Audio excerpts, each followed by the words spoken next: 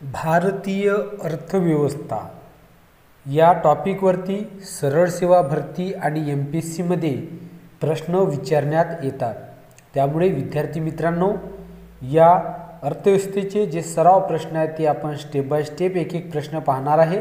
2024 ते 2025 या कालावधीमध्ये घडणारी जी घडामोडी आहे अर्थव्यवस्थेसंबंधित, त्या संबंधित प्रश्न आपण स्टेप बाय स्टेप पाहणार आहे. चला प्रश्न पहिला यापासून सुरुवात करूया आपण. तर प्रश्न पहिला आहे, केंद्रीय अर्थमंत्रालयाने 2024मध्ये हिंदुस्तान एरोनॉटिक्स लिमिटेड हेल या सार्वजनिक क्षेत्रातील कंपनीला कोणता दर्जा जो आहे तो मिळाला आहे?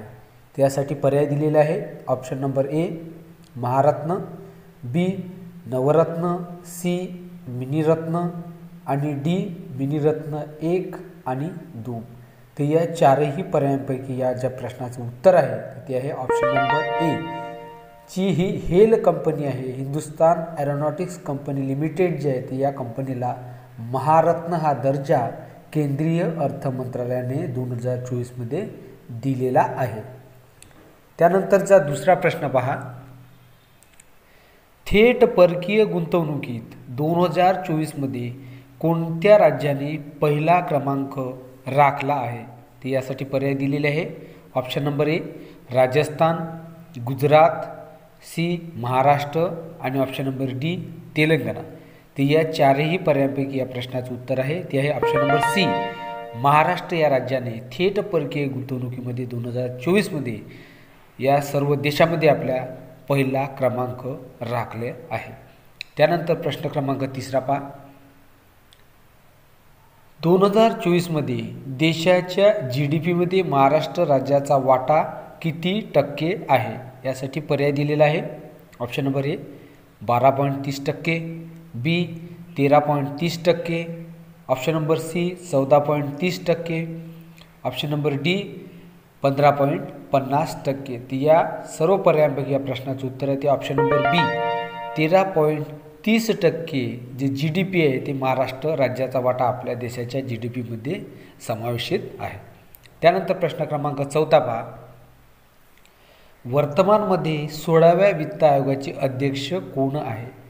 या प्रश्नासाठी पर्याय दिलेले आहे. Option number A Hrithik Pandey, B Arvind Panagariya, C Soumya Ghosh, option number D Manoj Panda. तर या चारही पर्यायांपैकी या प्रश्नाचं उत्तर आहे ते आहे ऑप्शन नंबर बी अरविंद पनगरी या आहे 16व्या वित्त आयोगाचे अध्यक्ष आहे.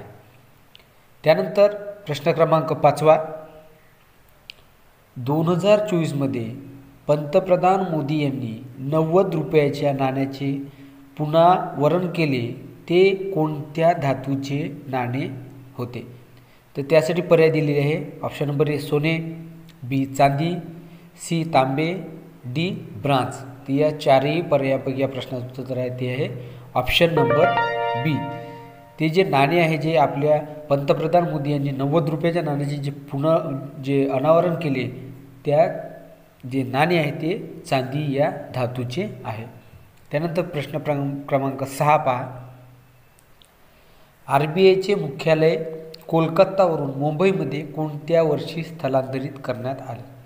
यासाठी पर्याय दिलेले ए 1939, बी 1938, सी 1937 आणि डी ऑप्शन नंबर डी 1936. या चारही पर्यायांपैकी या प्रश्नाचं उत्तर ते ऑप्शन नंबर सी 1937मध्ये RBIचे जे मुख्यालय आहे ते कोलकातावरून मुंबईमध्ये स्थलांतरित करण्यात आले होते. त्यानंतर प्रश्न क्रमांक 7 पहा,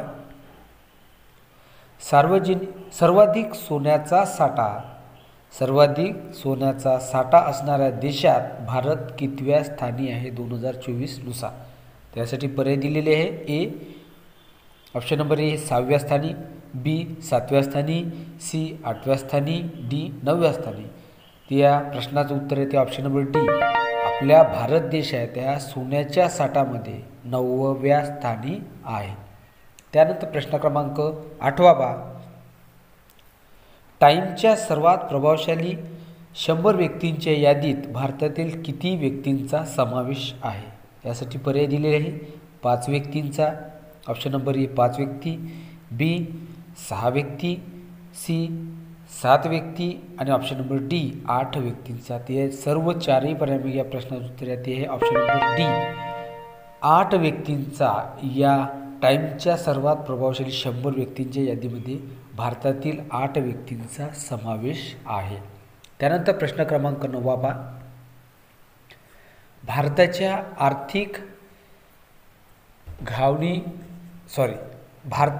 आर्थिक पाहणी 2023 ते 2024 अहवालानुसार 2024 ते 2025 या वर्षी भारताचा आर्थिक विकास दर म्हणजेच GDP हा किती टक्के असणार आहे. तर यासाठी प्रश्न पर्याय दिलेले आहे.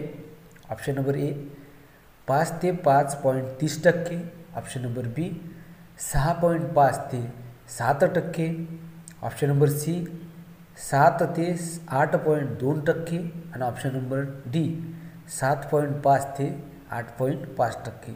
ते या सर्व चारही पर्यायापैकी या प्रश्नाचं उत्तर आहे ते आहे 6.5 ते 7% जो विकास दर आहे तो म्हणजे अधिकृत केलेला आहे 2024 ते 2025 या भारताच्या आर्थिक विकास दराचा जो आहे तो असणार आहे. त्यानंतर प्रश्न क्रमांक 10 पहा. अर्थमंत्री सीतारामन यांनी मांडलेला केंद्रीय अर्थसंकल्प 2024 ते 2025 स्वातंत्र्योत्तर भारताचा कितवा अर्थसंकल्प आहे. त्यासाठी पर्याय दिलेले आहे A 96, B 95, option number C 88, option number D 98. तर या सर्व चारही पर्यायांपैकी या प्रश्नाचं उत्तर आहे जो अर्थसंकल्प अर्थमंत्री निर्मला सीतारामन यांनी 2024 ते 2025 मध्ये मांडला आहे तो स्वातंत्र्योत्तर भारताचा 95वा ऑप्शन नंबर बी 95वा अर्थसंकल्प आहे. त्यानंतर प्रश्न क्रमांक 11 पहा. उद्योजकतेच्या भावनेला आणि स्टार्टअप परिसंस्थेला अधिक बळकटी देण्यासाठी सर्व वर्गातील गुंतवणूकदारांवरील कोणता कर अर्थमंत्र्यांनी रद्द केल्याची घोषणा जी आहे ते आता वर्तमानमध्येच केलेली आहे. ते यासाठी पर्याय दिलेले आहे. ऑप्शन नंबर ए आयकर, बी प्राप्तिकर, सी एंजल कर आणि डी सीमाकर. ते चारही पर्यायांपैकी या प्रश्नाचं उत्तर आहे तो आहे ऑप्शन नंबर सी एंजल कर जो आहे हा जे आहे तो रद्द करला आहे असं अर्थमंत्र्यांनी घोषणा केलेली आहे. त्यानंतर प्रश्न क्रमांक 12 पहा. महाराष्ट्र राज्य लोकसंख्येनुसार देशात कितव्या क्रमांकाचे राज्य आहे. त्यानंतर प्रश्न क्रमांक 13 पहा.